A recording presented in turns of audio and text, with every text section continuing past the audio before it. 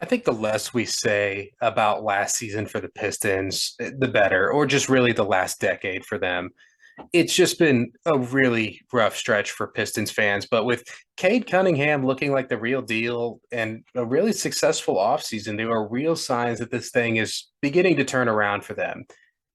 Beginning to turn around being the key statement. Let's just rip the band-aid off right here. It's going to be another year with a really low win total for the Pistons. They're projected at 28 and a half wins, and I'm slamming the under on that. I just don't see any way that this team is sniffing nearly 30 wins this year. Kelly Olynyk is the highest paid player on this roster, so I don't think it should come as any surprise with that being the case that this team is going to struggle. But that's totally okay with a player like Victor Wembanyama entering the draft, a generational prospect. This is as good a season as any to be a bad team.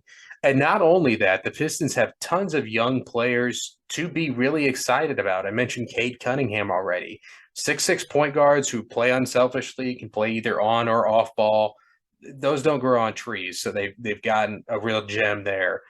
There are also plenty of other players not named Cade Cunningham um, returning from last year's roster that I think you can be reasonably excited about. At the top of my list is Sadiq Bey, just a prototype for a modern wing, able to guard multiple positions, hit threes. He's shown some flashes of being able to create off the bounce despite what the numbers show efficiency wise.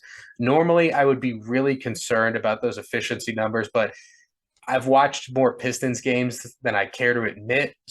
So I think as the team starts to look better, those numbers will look better as well. He takes a lot of tough shots, and sure, some of that boils down to bad shot selection, which hopefully he will correct over time. But in a lot of the games that I watched, he would get the ball late in the shot clock when Cade Cunningham was out or something like that. And he was kind of forced to create something for himself off the dribble. Aesthetically, like the moves looked good, the movements looked good, but I just don't see him being a primary shot creator slash scoring option. I just don't see that role for him in the future. So as the Pistons continue to add guys who can create their own offense and create offense for others, and Bay gets moved further and further down the pecking order, I would expect those efficiency numbers to go up. Isaiah Stewart, another guy who I absolutely love. When he isn't trying to knock LeBron's head off at center court, he's doing all the dirty work for the team, hustling, getting rebounds, playing defense. Ultimately, I never really see him as like a quality starter or a star player by any means, but every team in the league has room for a guy like this in their rotation, just a hustle, dirty work, rebounding defensive guy. I also want to briefly mention Hamidou Diallo, who I also like for wing depth moving forward. And then Marvin Bagley, he looked pretty okay during his brief stint with the Pistons here. And listen, guys, there was a reason that Marvin Bagley was drafted number two overall. Overall, sure, it was a stupid reason. Drafting a guy based on an old grudge is a stupid reason to draft somebody number two overall. But regardless, in that draft, he was regarded as a top five pick.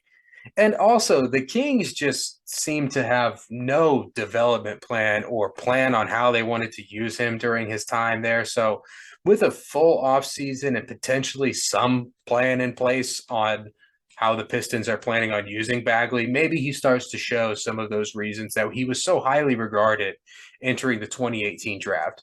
Wiggins is the perfect example from this last season of how being in the right situation or the wrong situation can drastically alter your career. Outside of that, I'm still holding out hope for Killian Hayes, but it might be time to finally give up on him. Rookie wise, I expect the Kings are going to be on the Pistons Christmas card list this year after gifting them the perfect backcourt mate for Cade Cunningham and Jaden Ivey.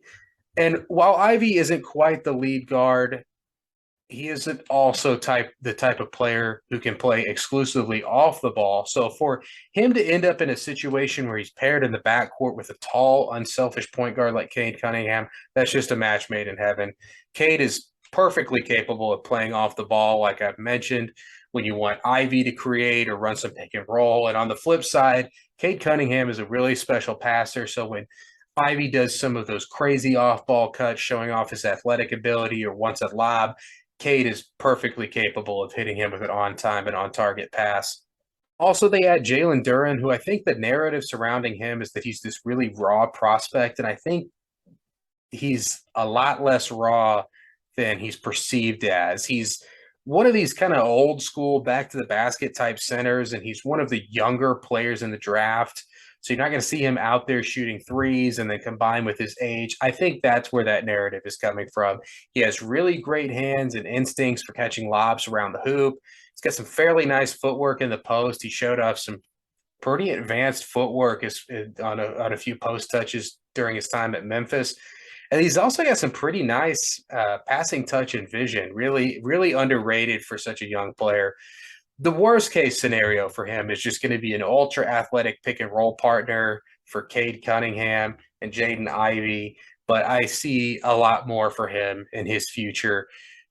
This is a guy that 15 to 20 years ago, he's probably unquestionably the number one overall pick. So just a huge offseason for the Pistons. They also add Kemba Walker and Alec Burks, two vets who should help the young guys along, but are also not going to help the Pistons win a drastically different amount of games as they try to fight for that number one overall pick. I just think it's so important for these young teams to have adults in the locker room who can help the young guys develop good habits. And these are guys that are respected around the league. Burks has contributed in the playoffs, so I imagine he's going to command some respect, but I know Kemba Walker will. Every stop he's been at, he's been a beloved teammate, with exception to this last Knicks stop, which I think has more to do with the Knicks than it does Kemba Walker. And particularly with Kemba, he was a really high-level player in this league for a long time, so guys are going to listen to him. And even with all this excitement, all of these things to be excited about, I think Pistons fans should still strap themselves in for a pretty disappointing year in terms of wins. But like I said, it's totally okay. There's tons of talent within this organization. And if they add another solid draft pick in this upcoming draft, be it Wembanyama or somebody else, things could really turn around here sooner rather than later.